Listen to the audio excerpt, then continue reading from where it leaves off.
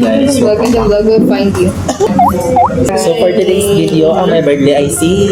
Arian! Oh, Si Arian. 27. 22 na siya.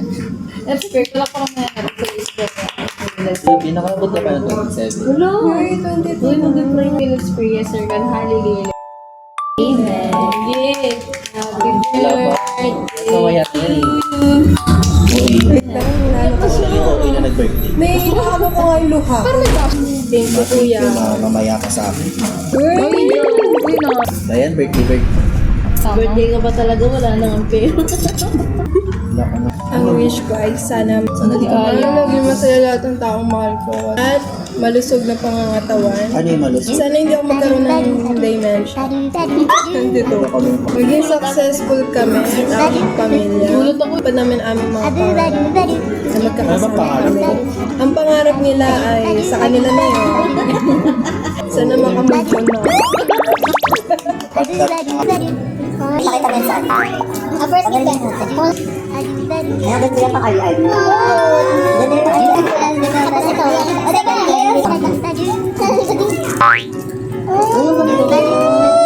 Uwihan. Tingnan na ano yan. iPhone case. Sure ka ba? Tama, sure ka na. iPhone? Hello, iPhone. Tingnan mo. iPhone. Thank you, Belen. Thank you. Last. Ano, sila mo na kung ano yan. Lagay ng pabango. Okay, go. Ginamit namin yan sa lab day. Kung nag-iili kami, sila na kami. Ay, ano yung nabasa na lang. Bago yan. Ay, city po ako. Guys, next year license na kami. Amen. Hello guys, Merry Christmas and Happy New Year. ang wish ko this Christmas and for the New Year ay sana maging license na kami next year. Mag-graduate kami na maayos and I hope na matanggap kami sa mga kilala at maayos na company. Maging defended kami sa final Yes! next year. Sana pumasa kami sa Yes! license. Ay, RPM. The future RPMs and LPP. Go! Merry Christmas, everyone. My prayer and my wishes are for this friendship to be matagal pa more. To be unhealthy. To be toxic. Tapos, ang friendship na to ay lahat lisensyado. Yes! Driver's license. Ang Pasko ay kay tamis. Parang araw nakagitingan ng kumanta. Ikaw. Paro kayong baliw. May lugaw kayo. Be, punta ka. Ikaw yung lead singer. 1, 2, 3. Ang Pasko ay kay tamis. Sa araw na Igil mo yan, huy. ang Pasko ay kay tamis. Ay, seryoso, Ang seryoso. napakapait na nabigyan ng diaper ngayon. May lang joke. Sa araw na Pasko. Send nyo na lang po sa Gcash. Dito po. Ang Pasko ay kay tamis, kahit na ay makait. Sana bigyan ng diaper sa araw ng Pasko, namamasko mo.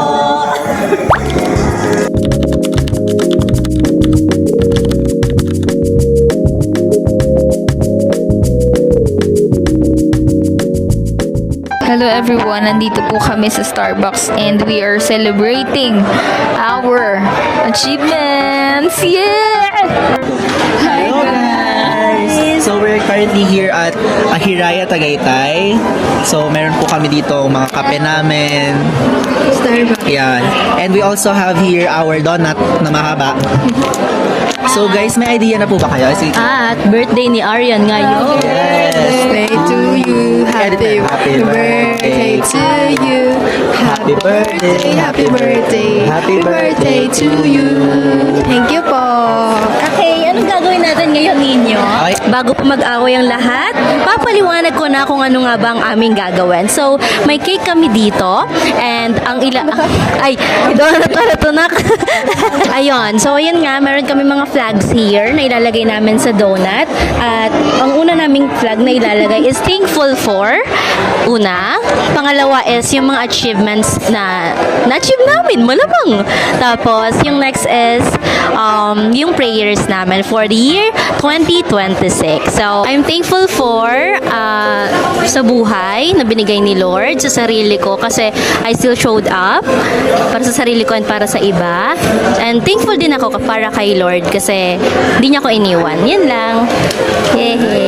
Thankful ako for the provision ni Lord sa school, sa family, and also sa ministry, and syempre sa life ko. Yun lang. I'm thankful for those people who stayed by my side. Thankful to myself. Thankful to God. Thankful for everything that I have. Sa akin naman, I'm really thankful since God never let me die. Malaking bagay yun sa akin. Hindi ako namatay. And yung family ko, yung parents ko, to be specific, is sobrang healthy and wealthy sila kahit na they are separated. And of course, lastly, I have the best friends in the whole entire world. Plastikan lang. My achievements are nakapag-defense na, natapos ko yung thesis, and technicalities lang yung revision. Thank you kay Lord. Achievements, nagka-iPhone ako, which is my dream. Ayun, OJT na lang, makaka-graduate na ako. Yay! Is fourth year na kami, guys. Yeah. Tapos, nakakakain na ako sa canteen. Ayun, syempre, nakakakain din ako, nagugutom. Alam niyo yan, you know, the story. And nalilibre ko na sila, mama. At kami. At kayo. Ako naman, first OJT or OPT ngayong 4th year time. Meet new friends and connected and celebrated with them. New journey begins and I still showed up. And that's my achievement. Ako naman, since this is my hardest and heaviest year, I am beyond grateful because I showed up. Yun yung biggest success ko kasi sabi nga nila, it's not only about kung ano yung naging outcome or output ng lahat ng pagsisikap at paghihirap mo, kundi yung kung paano ka nag-show up. On the other side, of course, I achieved my bests and greatest and handsome self. And thankful ako doon kasi na-overcome ko ang lahat ng fear and now I am confidently enough to show up and makilala ang sarili ko. And the last one, of course, nairaos na ang school. I thought hindi ako para dito pero God is good. He's still making such a great way para mapunta kami dito kung nasaan man kami ngayon. Thank you, Lord! My prayers are maging RPM sa 2026. Yes! Magkaroon ng flexible na work. Mas-spoil ko yung family ko and syempre yung friends. Maging successful tayong lahat, tayong magkakaibigan. Mas lalo kong maging malapit kay Lord at saka sana magka-boyfriend na ako. Chares! Joke lang po. Makapasa sa board exam. Ang prayer ko is maayos na yung bahay namin. And next is mas makilala ni Mama si Lord. Yun lang, Lord. One thing. Prayer for this is defended. I pray that I will not lose myself again. I pray that my family and family ay Iyak na siya, guys. Di niya na- mas ma-bless yung mama at hindi mo at magkaroon ng humbleness, hindi mawala, and next year LPT board exam pass. Showers ba?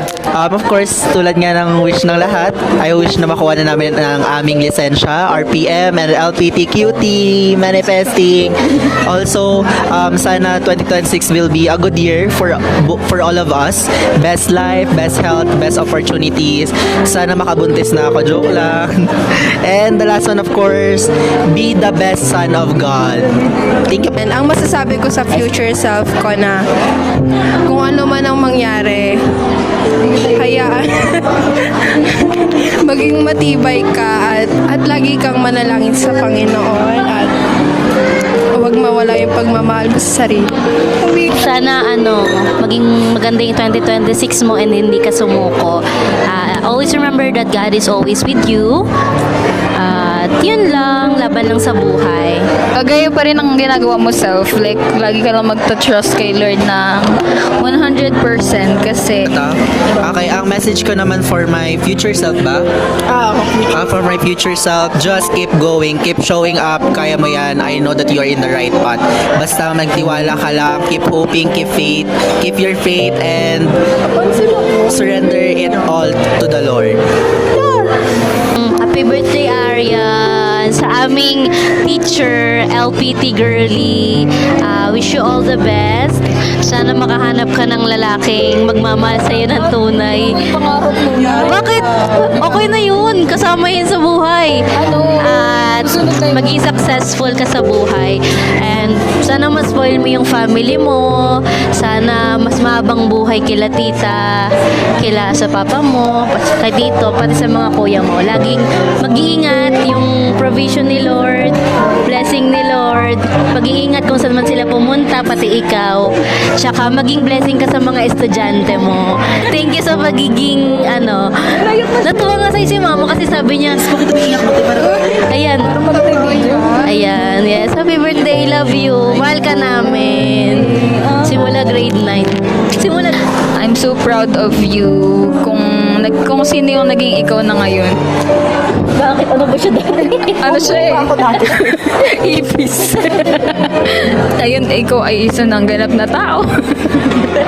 Yan, sobrang nakaka-proud ka lang kasi you've been through many struggles din na namin yun, nakita namin. Pero nakita din namin kung gaano ka naging super strong. And we're so proud of you, girl. Iyak ka na siya. Ayun, ang message ko kay Aryan, gandon, wala namang maganda sa'yo.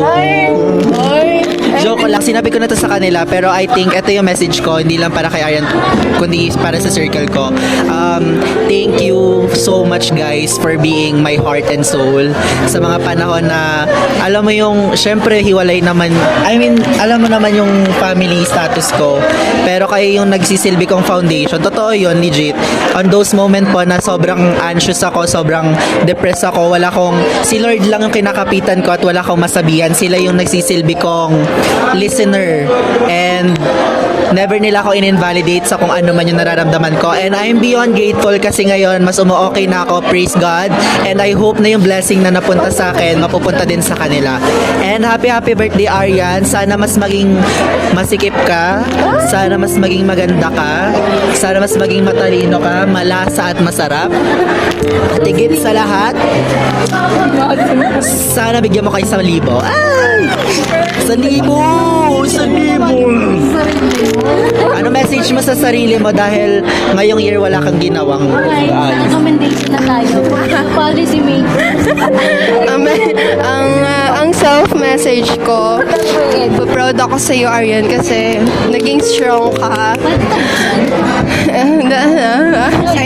Naging strong ka at hindi mo hayaang kainin ka ng mental health sa mga nangyayari sa iyo. And I'm so proud of you. At lagi mong tatandaan, palagi kang tunay na tao.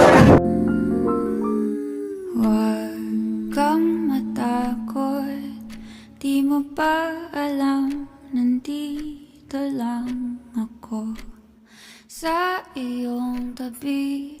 Di kita papabayaan kailanman. At kung ikaw ay mahulog sa bangin, ay sasaluhin kita. Huwag kang matakot na matulog mag-isa, kasama mo naman ako. Huwag kang matakot na umibig at lumuha, kasama mo naman ako. Huwag kang matakot.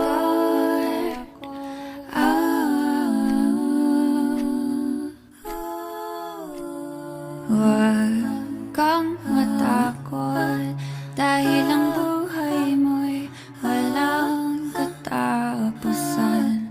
Makapangyarihan ang pag-ibig na hawak mo sa iyong kamay. Ikaw ang Diyos at Hari ng iyong mundo. Matakot sila sa'yo. Huwag kang matakot na matulog mag-isa, kasama mo naman ako. Huwag kang matakot na umibig at lumuha, kasama mo naman ako. Huwag kang matakot na magmukhang tanga, kasama mo naman ako. Huwag kang matakot sa hindi mo pa makita, kasama mo naman ako. Huwag kang matakot.